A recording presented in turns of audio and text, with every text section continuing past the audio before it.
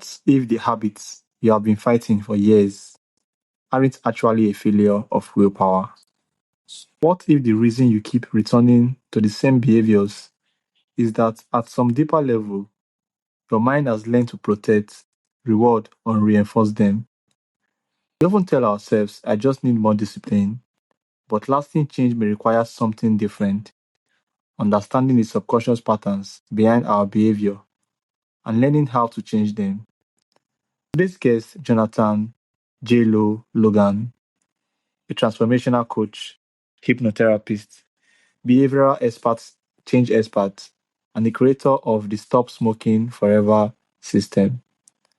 After beginning his career in law and eventually realizing that an 80-hour work week wasn't aligned with the life he wanted, Jonathan spent more than 3 decades studying psychology, neuroscience, hypnotherapy, NLP, self regulation, coaching, and human behavior.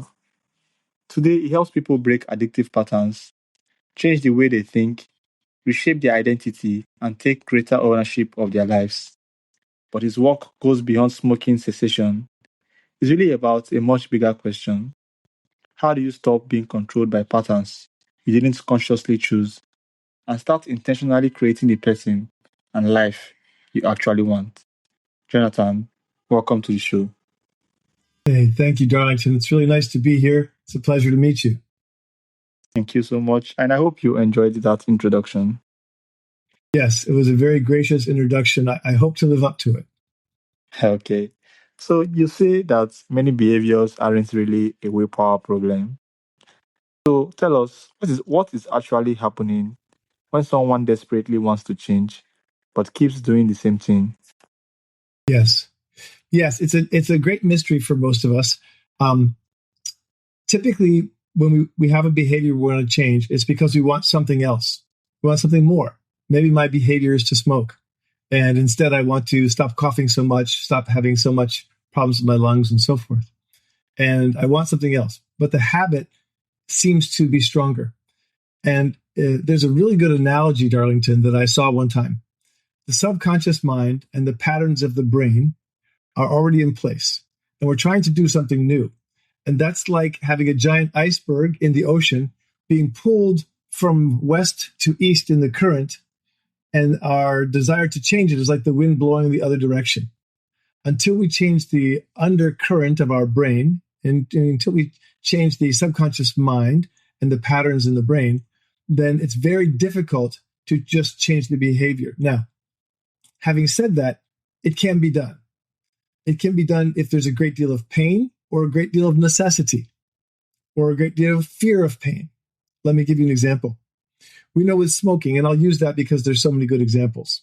Even if you don't smoke, it could be eating improperly or doing some behavior that's spending all your money or causing some problems. We know a woman who may be smoking for many years and has a habit and she can't quit. But then the doctor tells her she's pregnant and she quits in the moment. Just like this, magic almost. It's because she suddenly has something bigger than her own pattern to care about. That it reorients her whole brain, it reorients her priorities, it reorients her focus, and she suddenly finds the courage to do this. It's the same way when, for a man, typically, he's smoking, maybe he's 50 years old, smoking, can't quit, doesn't quit, tried 100 times, but then his doctor says, hey, Joe, I think you have prostate cancer. You need to stop smoking. And next thing you know, he puts the cigarettes away and never touches them again because he's afraid of the cancer. And so sometimes fear or joy, like the woman with the baby, and desire and passion to protect the baby from smoke, or fear of the cancer for the man, those things can be compelling and break the pattern. What we're dealing with, Darlington, is that the human brain works very efficiently and effectively at creating patterns that what they call automate processes. For example, if you tie your shoe, let's say you're 25 years old, you go to put on your shoes, you tie them, you walk out the door. You don't have to think about it. Why? Because your brain has already taken this behavior and made it into a permanent pattern. In the same way, If you have anything in your life that you've done for a long time, you're going to have a pattern for it. For example, I have a friend who's been driving, he drives a truck and he delivers all across the country back and forth. And he at first was very scared to drive these big giant trucks. And he realized, the weather can change. There's ice on the road. There's rain. And I have a big truck full of a lot of heavy things. It's not the same as a car. It's going to take a lot longer to stop. And so he was very careful and very scared.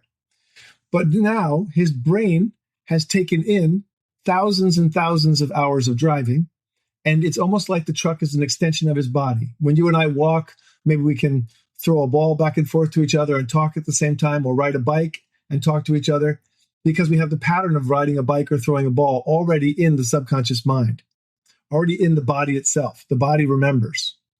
And so for him as well, truck driving, the whole truck becomes an extension of his automatic behavior. So when we're fighting that, when we want to change it, it can mean a lot of effort, because we actually have hardwired in the brain. The neurons in the brain have created patterns. They've worked with the rest of the body and the neuromuscular patterns in the body to create these patterns.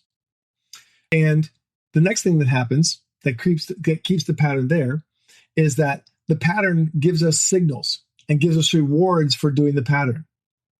What do I mean by that? Well, if you're used to riding a bicycle and suddenly you have to drive a car and you've never driven it, all that effort you put into riding a bicycle that was in your body and in your mind and your brain and your physiology goes away. In a sense, it's useless for driving a big car or a truck. That requires a whole different neuromuscular attention from the brain and thinking and capacity. So your brain now has to have another steep learning curve, and this takes effort. So changing takes effort. And we resist effort because biologically, evolutionarily, extra effort puts you at risk of survival. So you want to keep the patterns. Patterns are survival. We build the patterns in our brain over millennia, thousands and thousands, hundreds of thousands of years. Humans built patterns in our lives to keep us safe, to get us food, to help us find mates and raise children, and so on. So any new pattern is something that disrupts the system. Does this make sense? Yeah, sure. Every new pattern disrupts the system. So let's use smoking as an example. Why can someone genuinely want to quit and still feel almost compelled to light another cigarette? Yes. Part of it is that not only are our patterns unconscious, but our reward systems. Our reward systems, our dopamine that we get, the relief that we get. So when someone smokes, right, typically, I can only speak to it in the US and Europe because I don't have experiences outside of there. They get to go outside the building, take a break, in other words, from their work or whatever they're doing, take some time to breathe deeply because they're pulling the cigarette smoke in and then relaxing. It's just letting go of the smoke. It's actually physiologically very relaxing for them to do that, but the cigarette nicotine creates tension. So it's a combination of relaxing and tension at the same time, which is really quite engaging for a human being. We turn out, we like that. And also it allows the person to take a break from their everyday life. It allows them to take their thoughts. So it's difficult to make that break from what we're getting dopamine, we're getting maybe connection because there's some other guy out there smoking with us and we're talking about the day and the news or the sports. So it's a whole social, psychological, emotional, and physiological pattern and construct that holds it in place. So if we want to change it and suddenly stop smoking, we're really running up against those patterns, those behaviors, those rewards, right? All the reinforcement that keeps it there, and the relationships of us. But most importantly, in some sense, it's identity. Do you know what the number one thing someone says to me when I ask them about their behaviors and their habits when they're smokers? They say, well, I'm a smoker. And I find that very strange because how long do you spend on a cigarette? Oh, 5 minutes. Okay. How many times do you smoke a day? 10. Okay. That's 50 minutes. So in 50 minutes of your day, that is your primary identity. You didn't say you're a plumber or an electrician or in construction. You said you're a smoker. The other thing is they also say, I can't stop smoking. And I often laugh at that because I say to them, I say, okay, Dave or Bob, do you smoke in your sleep? And they laugh. And they say, well, of course I don't smoke in my sleep. I say, okay, so you're not a smoker for 8 hours a day. Is there anyone that stops you from smoking? Well, no, but I can't smoke while I'm asleep. Okay, but you could wake yourself up to smoke. How about this? Have you ever flown on an airplane or been on a train where they don't allow smoking? Yes. And how long were you there for? Oh, several hours. Okay. Well, were you smoking then? Well, no, you're not allowed to. Ah, Dave, Robert, Sue, whoever. So when someone else tells you you can't smoke, you can make yourself not smoke, but you can't tell yourself to not smoke. How is that working? Doesn't make any sense. So what happens is they have an identity that says, I can't stop myself from smoking, but other people can. I'll do what I'm told. I won't smoke on the airplane. I won't smoke on the bus. I won't smoke on the train because it's not allowed. But when it's allowed, I can't stop myself. So this is an internal contradiction they have about when they're allowed to smoke and who they are and how they do it. So we have to break that habit. We have to break that context. So what I tend to do is I get them to start listing out all the other things that they are in their life that are important to them. I'm a husband. I'm a father. I'm a partner in my construction business. I go to church. Whatever it is, the list of things that they do, that they identify with themselves. And then I have them rank them in order. Which of those things are most important to you? And you can do this with any habit. Let's say you wanted to go to the gym, Darlington. You say, well, I want to go to the gym. I want to add 10 kilos of muscle. I want to get strong and fit and healthy. But, it's hard to get up in the morning and go to the gym before work or even after work when I'm tired. Okay, great. So what we do is we have to associate going to the gym with really good feelings, with the positive goals you have, get you a dopamine hit when you go, get lots of rewards, and reinforce it. And if we're really smart, we'll tie it to another habit that you also like. Does that make sense? Perfect, Jonathan. That makes sense. Honestly, this issue of smoking is the same here in South Africa, in Africa, all over Africa. So whatever applies there also applies here as well. Okay, so you have spent more than 30 years studying psychology, hypnotherapy, NLP, and behavior change. What do you understand about human behavior today that you wish you did understood 30 years ago? That's a great question. No one's ever asked me that. I think it's a couple of things. Let me start with this. Most of our behaviors, most of how much sense of control we have, or agency, as they say, in the world we have, most of our identity and our belief in ourselves comes from someone else. Right? The language you speak, doesn't matter what language you speak. You can speak 5 languages. Those languages are made up by other people over centuries. They're trained to you, and you're taught language and how language works by maybe your school teacher, your mother, father, auntie, uncle, grandparents, etc. You've been taught so many things. We've all been taught so many things that form the construct, right? Form the whole basis of our understanding of the world and life.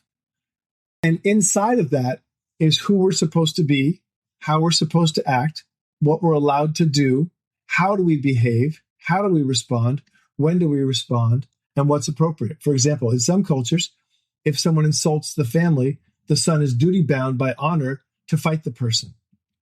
He may be killed, but he'll do it because of the honor of the family. If the daughter is inappropriately accosted by a group of men, then she may have to commit suicide because in some cultures, she has soiled the family name with her being dishonored by other men. These are old traditional ways of thinking, but they still exist.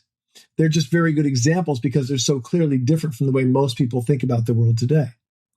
In the same way, I remember one time I was donating books to a school, and one of the teachers said, one of the students I have said something that really shook me the other day. She said, I was told by my parents that we're not book readers in our family. Now imagine what that does to a young child. We, and the child wants to identify with mother and father and family, we are not book readers.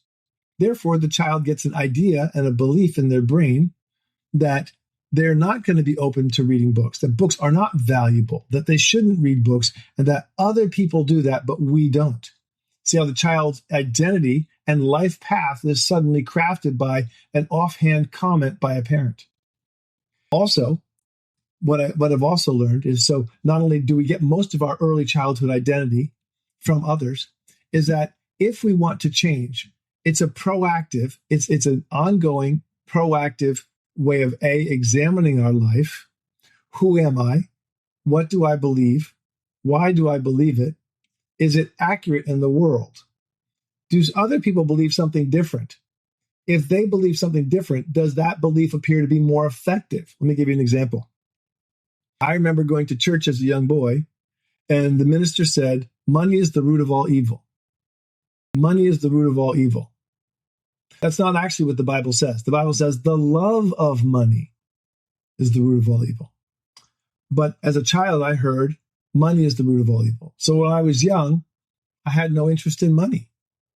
I had no interest in making money. I took a job. It didn't matter how much I made. I just wanted to do a job so I could have a little bit of money so I could pay for things like my bicycle and so forth. Well, growing up, I realized that I didn't go for jobs where I could make a lot more money than the ones I did go for. Same level of effort, just a slightly different job, I could make a lot more money. Why? Because I thought when I was younger that money was the root of all evil, because that's what the pastor had told me, the minister had told me. So you see how early childhood thinking can have a big effect on us long term. So if we want to change, if we realize that something is wrong, and we'll get to that in a minute, if we realize something is wrong, we have to examine our beliefs. Malcolm X did a great job of this. Malcolm X, when he was thrown in jail, he sat down and he wrote down everything he believed. And then he went through those beliefs and said, are they true? Are they objectively true in the world? Are they real? And so forth. And what else is inside of these beliefs? He went to the dictionary and read the whole dictionary and read the words to see what their original meanings were, to see if the things he believed were accurate and helpful and healthy for him to believe. And he reoriented his identity, his mind, and his philosophy based upon a better understanding of the influences in his life from his childhood, what he was taught to believe, and what he saw in the world and what he learned. And the reason why I'm bringing this up is because it takes a while for us to understand that maybe our life isn't as we want it. And at first, what we do is we blame others. I don't have control over this out here that I want, so I'm going to blame someone else for it. I'm going to blame men. I'm going to blame culture. I'm going to blame religion or race or government or corporation. I'm going to blame someone else for the fact that I can't have what I want. And you notice what I said. I didn't say I don't have. I can't have. That makes me a victim. So our cultures in the world today mostly make us victims. And very few people go from being a victim, which means being at effect of something you don't want. I'm a victim because something is happening to me that I don't want, or something is denied from me that I want and I can't get. So the world makes us into victims, which makes us compliant, which makes us easy to control and manipulate. And because of that, if we don't stop to think, is this true? Is it accurate? Is it the same for everybody else? Do I want something different? How do I get it? What does it look like? If we don't ask those questions and we don't answer those questions ourselves and then keep asking them, because the first answer might not be right, we may need to go through 4 or 5 levels of asking the question, testing it out, the answer out in the world, coming back again with that information and the results, and trying again. Does this make sense? Yeah, sure, Jonathan. That makes sense. Thank you so much. So moving on to the next question. How much of our daily behavior is actually conscious choice versus patterns we have simply learned and automated? That's a great question. I don't have an answer to it. What I can tell you, because everybody's different, right? Maybe someone who, is very clear-minded. Maybe the idea that comes in the popular media is a Buddhist monk, right? He sits for hours a day meditating and praying on the world, and after 20 years, he reaches enlightenment, and he has complete control over his mind and his body. He can slow his heart rate. He can heat his body up and melt ice, and so forth. Most of us are not Buddhist monks that do that. I would suspect that the average person probably is A, conscious, and B, in control, somewhere around 10 to 15% of the day. Now, remember, we sleep a third of the day, so that's kind of not fair. But fundamentally, what I mean is about 10 to 15% of the day, we're not operating on the software that was installed in our brains and our minds and our bodies when we were young by our schools, our religion, our parents, our associates, our environment. And then on top of that, we tend to build our early adulthood inside the framework that we are given at an early age. So we're just building on the framework. We're using the same tools we were given. And it takes a while for the average person, if they're going to change at all, to realize that they can change. Well, actually, A, they want to change. B, they can change. C, that there's a way to change. And D, that to get the support and the help and the coaching and so forth, and whatever books, popular personal growth books, whatever, a pathway so they can change. And then to sustain it, they need courage and perseverance, which not everybody has. That's also a learned skill, right? So I think probably 10 to 15% for the average person. And the key, though, is this. Let me frame this final piece with the idea that if we're lucky, we're able to create better, healthier habits that are more in alignment with the world we want to create, with the person we want to be, and with how we want to live. Because look, if I've created the habit of going to the gym, I'm creating the habit. I was habitualized and running the behavior of my childhood. You don't need to work out at the gym. Only people with money work out at the gym. Okay. Then I realized I want to work out at the gym. I want to get stronger. Then I go, okay, how much does the gym cost? Okay, I can afford it now as an adult. Now I have to go do it. And then I get into the habit of going to the gym. And once I'm in the habit of going to the gym, I'm just going out of habit now. I don't have to think, and I have to actively take control of my life. You get more control of your life by creating habits that serve your life, right? So control or be controlled, right? We're being controlled by our unconscious habits, unconscious beliefs, unconscious language that we were given in our childhood usually, and that we grew up with before we broke free of that. And we create habits and ways of thinking that serve us to control the world around us, mostly ourselves. Right? And let me add another piece here. The most important person to control in the world is ourselves.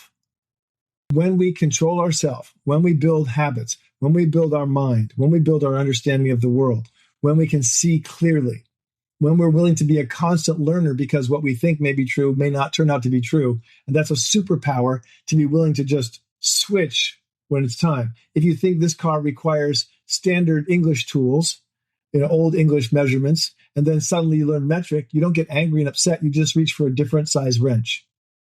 But someone who is stuck in old patterns will revert back to the old pattern, and they just won't fix the car because it's too hard. Instead, we have to be flexible and humble and constantly learning in order to stay in control, which means really being able to navigate the world as it comes at us. Thank you so much, Jonathan. So, tell us, what separates people who successfully reinvent themselves from those who remain stuck despite knowing they need to change? I think some people have an advantage. Some people are more agentic, meaning they're more at cause, meaning they're more aware that they can change, more in control of their ability to change and their desire, and they're able to self-motivate themselves, and they put themselves in environments where that's going to happen, right? So people who don't change a lot typically are more concerned about the way other people think about them. They're more concerned about upsetting other people in their relationships. They're more afraid of the three fears of change. Like Brendon Burchard, the famous coach, has 3 fears of change. Fear that I can't change. Fear that if I try to change, it's going to be too painful. And then the third is fear that when I do change, if I do become or have that other thing, that it will be just as painful as where I started. And so I wasted all this time and effort. And those thoughts keep them stuck where they are. There's a guy who wrote a book, and he said, once I got to the point where I realized that there's billions of people on the planet and hundreds of millions of people in my country and my continent and my country, that I really will never meet and don't know. But here I am trying to say, I'm not sure. I don't want people to think differently of me. The fact is, you've been changing your whole life. You've been growing your whole life. And there's going to be, out of 8 billion people, Darlington, there's going to be billions that don't like you and billions that do like you if they meet you. And the bottom line is, who cares? You have to go out and build the life you want. And so the people that change are the ones more willing to have other people not like what they're doing. Maybe they've got friends who support them. Maybe they had a grandparent who said, Darlington, you can do it. Just never give up trying. Why not you? You can do it. Maybe they read a personal growth book and realized that someone came from terrible circumstances, living on the streets, no parents, no food. And finally, they got a little bit of a break and they worked hard and they changed their life. Who knows what the reason is? But mostly it's about people who decide they want to change. They're willing to go through the pain of changing. They're willing to go through the challenges and the difficulty. They're willing to keep going. They're willing to fail forward and learn from every single failure. Why did I fail? What can I do better next time? And then to go back out and try again. They're willing to hear no 100 times to finally get to the yes, because they have an internal sense of control, an internal sense of authority, and they like who they are as a being, but they want to change who they're being in the world. Does this make sense? Yeah, Jonathan, thank you so much. That Yeah. makes sense. So, how can we remain open-minded without becoming gullible, while also staying skeptical without becoming cynical? Let me make sure I understand the question. So, are you asking, why do some people become skeptical and cynical? Question is, how can we remain open-minded Ah, without how do becoming we? gullible, Okay. and why Um, also staying skeptical without becoming cynical? yes, I think it's a process of learning. I think being open-minded and curious and willing to learn allows us, is because we are willing to experience discomfort. The less discomfort we're willing to experience, the less open-minded we're willing to be. And when I say discomfort, I mean discomfort around our identity, discomfort around what we experience in the world, the treatment from others, uh, discomfort from our family and friends thinking differently of us. There's an old saying that when you don't have to put a cover on a bucket of crabs, because they will pull, one tries to crawl out, the others will pull it back down in. And environment is so very important. I think people who put themselves in healthier environments, whether it's to go to university or to have a good support group or healthy friends, those people tend to be less cynical. Those people tend to be more successful. Those people tend to have an open mindset and keep growing. Part of the benefit of going to university, if one can afford it, or to work in a big city and expose yourself to people of other religions or races or belief systems or cultures or what have you, is that it broadens your perspective, so that you're not stuck on the only way of being is only this way that I was taught in my town or my city or my village or my church or what have you. To know that other people may like this flavor of ice cream while you've always liked this flavor of ice cream. And maybe you try it and say, they're both good, but I still like my flavor better. So that capacity to grow and to experience and to be open to new things is, I think, a skill. You have to try it and find out it's okay. Because remember, we're pattern keepers. Our neurology is designed for patterns. Our emotions and our neurochemistry is designed for keeping patterns for safety and security, right? We want to protect, reinforce, and reward those patterns. And so I think that's the key. Number one is putting yourself out in the world and experiencing new things and recognizing it's not going to kill you to try a new food. You're not going to lose yourself if you make a new friend. If someone says no, you're going to be okay. I mean, I heard a Professor Scott Galloway, if you haven't heard of him, he does a lot of work with young men about going out into the world and trying things and becoming brave. And he says, look, you've got to be willing to accept a lot of no's to get to a yes. If you can't accept a lot of no's, you can't get to what you want, because somewhere what you want is maybe 10, 20, 50, 100 no's down the way. And you have to be willing to accept those no's to get to the point of a yes. In other words, be open-minded to the experience, learn along the way. Now, how do we remain skeptical without being cynical?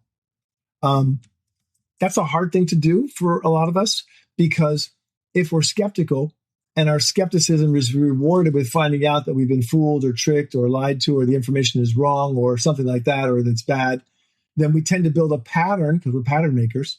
We tend to build a pattern that can make us cynical, because we don't want to look at it again. It's a skill to look at things with fresh eyes every time, to say, well, I've been to, I'm going to make this up because I like Indian food, but let's just use the term as an example. Well, I've been to 10 Indian restaurants and I didn't like any of the food. Well, come with us. We're going to India and we're going to have fun. No, I'm not going to go. Or, yes, I'll try it one more time and I'll see. So it's very hard to keep being open-minded and skeptical, but not cynical. It's a very difficult thing. And I think it helps to mind the tone, the energetic, emotional tone of people around you.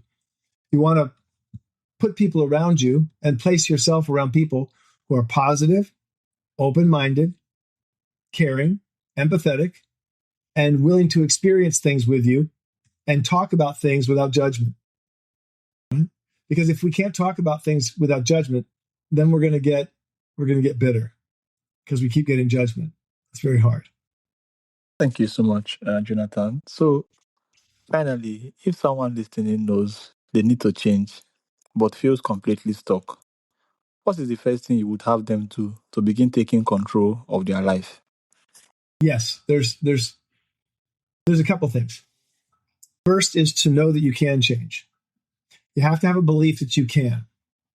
And what I always say is, if she can, if he can, if they can, then I can. If I have 2 legs and 2 arms, right? I'm just using this as an example. If I have 2 legs and 2 arms, then I can play on the basketball team. I may not be very good, but if they can throw the ball through the hoop, or if they can kick the soccer ball through the net, then I can learn how to. In other words, just because we haven't done it doesn't mean we can't. We can. If we try enough time and effort and learning, we can achieve almost anything, right? Almost anybody can go to university and get a degree if they're willing to spend the time and the effort and the learning. Same thing with any new skill. So first is, know you can. If there's someone else in the world who's done it, you can. Now, if you're 4 foot tall and you weigh 200 kilos, you're probably not going to play in the National Basketball Association or go to the Olympics for your country's national basketball team. You might, but you probably won't. So you want to give yourself things that are realistic. If you're someone who's never driven a car and you only have one arm because of an accident as a child, you're probably not going to be a pole vaulter. You can, but you probably won't. So in other words, make sure you have big goals that you want, that are motivational to you, that are exciting to you, that you're passionate about, that are realistic in terms of, can someone like you do it? Answer yes. The next thing is to write down a complete list of what it is you want, and then why you want it. What is it I want? Why do I want it? And what is it going to get me in terms of feelings? How will I feel when I get it? So I'll give you the example. There's a tool called visioneering by a guy named Dr. Dennis Deaton. And what he said was, you've got to know what you want. You've got to write it down. You've got to write down why you want it. And then you've got to write down a visualization of yourself having it and doing it. In other words, I was in sales for a while. So Darlington, I worked for a big global billion-dollar global software company, and I was in sales. And it was an opportunity to make a lot of money, an opportunity to win a trip to Hawaii, a vacation, a week-long vacation in Hawaii. And so I wrote down what I wanted. I wanted to hit my goal for sales. I wanted to earn enough money to go, and I wanted to win the week. Anybody who sold 100% of their number that they were given to hit got to go. And so I wrote that down. Then I said, what is it going to get me? Well, I get to take my girlfriend to Hawaii. I get to go hang out on the beach with the executives and the other sales guys. I get to have a free hotel and food. So I wrote this down. And I said, what will it do for me? It's going to make me feel good, make me feel like I'm winning in life. It's going to make me feel like I can accomplish. It's going to make me feel like I'm successful, that I'm taking my lady on vacation. So, and then the last thing is, I wrote down a visualization of myself. So I'm wearing my nice clothes. I'm walking up to the vice president of the company. I'm getting my little award. I'm shaking his hand, and people are clapping. And then I'm sitting down at my table, and I'm getting a kiss from my girl because she's proud of me for winning the award and getting to go to Hawaii. So I wrote this down, and I I read it every single day for the whole year until I got my number. Every morning when I woke up, every night before I went to bed, I read this statement and I read this all down. And it was very successful. I got to go to Hawaii. So I made it by just a little bit. I mean, I literally, by just the amount of hair on my head. I don't know if you can see me, but I have very short hair. I have a bald head. And I made it just barely. But what I would say to anybody who wants this success, anybody who wants something in their life that's different, anybody who wants big change and big goals, you got to know what you want. You write it down in detail. You write down why you want it. What's it going to do for you? What's it going to mean for you emotionally? Then you write down an experience that you have in present real time of having it right now. And then you can meditate on it. You can pray on it. You can read it. And you can use self-hypnosis as well with it, which is what I do with my smoking clients. I use self-hypnosis for them. I teach them that. So that's what I would do. How does that sound? Perfect. Wonderful, Jonathan. Thank you so much. This has really been a very, very exciting episode. Thank you so much for taking out your time to be here. Honestly, I really appreciate you. One of the biggest ideas from today's conversation is that change isn't simply about forcing yourself to behave differently. Sometimes you have to understand what is driving the behavior in the first place. The habits you repeat, the identity you carry, and the stories you believe, and the environments you live in can quietly shape your decisions long before you consciously make them. And that's why I think taking control of your life isn't necessarily about becoming more forceful. Sometimes it's about becoming more aware. Because once you understand the patterns controlling you, you have a much better chance of deciding whether you want to keep them. Thank you so much, Jonathan. So, for those who would like to connect with you and learn more about what you do, how can they do that? Absolutely. What I would say is you can go to YouTube and youtube.com/life success tools. And if you're a smoker, you can download the free ebook on how to stop smoking from stopsmokingforever.life. So those are where people can find me. Thank you so much for having me on as a guest today. It's a pleasure to meet you. Thank you so much. And to my audience, if this episode is speaking to you, as always, make sure you share it with someone out there who needs to hear this.